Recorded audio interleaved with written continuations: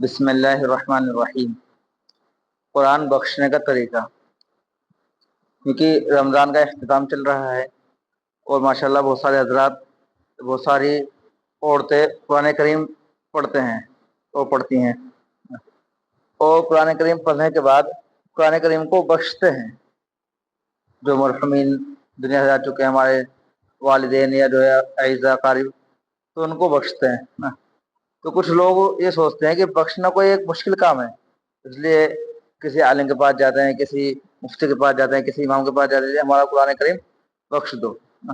تو یہ سب کرنے کی کوئی ضرورت نہیں ہے۔ جس مرد نے یا عورت نے قرآن کریم پڑھا ہے، اور ایک اس میں یہ بھی چیز سمجھ لیں کہ بعض لوگ یہ سوچتے ہیں قرآن کریم رمضان میں ہی مکمل کرنا بالکل ضروری ہے، ورنہ ثواب ہی نہیں ملے گا۔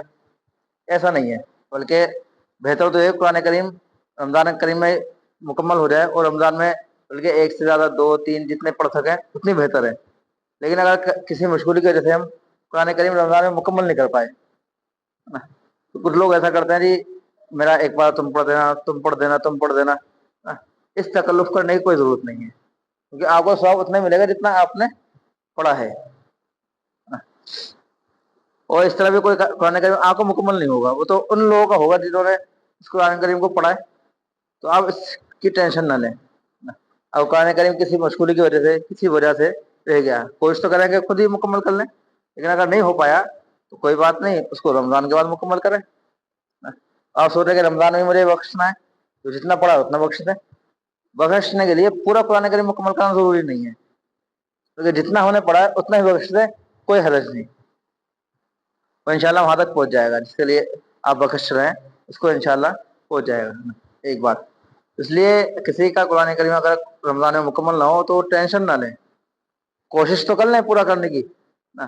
یہ جو ٹینشن نہ لیں، اور دوسرے یہ نہیں کہ تم پہ پڑھو، تمہیں پڑھو، زور ڈال کر دوسروں سے ہم کریں کہ میرا قرآن کریم مکمل کرو، ان سب چیزوں کی کوئی ضرورت نہیں ہے۔ اور دوسری بات، قرآن بخشنے کا طریقہ کیا ہے؟ ہم نے دل میں نیت کر لی میں نے جو قرآن کریم پڑھا ہے اس فلاں کو اس کا ثواب پہنچ جائے، تو بخش گیا بس، اور کچھ کرنے کی ضرورت ہی نہیں ہے آپ کو۔ ہاں، اگر آپ دعا مانگیں باقاعدہ، اور دعا میں کہ اللہ اس کا ثواب اللہ کے رسول کو پہنچا، پھر تمام نبیوں کو، بزرگان دین کو، ان کے بعد جو ہے جن کا آپ ہمارے والدین کو یا دادا دادی کو، نانا نانی کو، جن کو آپ پہنچانا چاہ رہے ہیں، بہن بھائی کو جو دنیا جا چکے ہیں، ان سب کو پہنچا سکتے ہیں۔ دعا مانگ رہے ہیں، دعا کے اندر کہتے ہیں الفاظ تو بہتر ہے نا۔ دعا کے اندر اگر آپ نے نہیں بھی کہے، خالی دل میں نیت کر لی کہ میں نے جو قرآن کریم پڑھا ہے اس کا ثواب میرے جو ہے فلاں فلاں جو رشتہ دار کو پہنچ جائے، تو انشاءاللہ وہ آٹومیٹک پہنچ جائے، کیونکہ اللہ تبارک و تعالیٰ دل کے حال کو جاننے والے ہیں۔ تو ہم نے دل کے اندر ارادہ کر لیا تو وہ انشاءاللہ انہیں حضرات کو پہنچ جائے گا۔ اللہ تبارک و تعالیٰ ہمیں صحیح عمل کرنے کی توفیق عطا فرمائے۔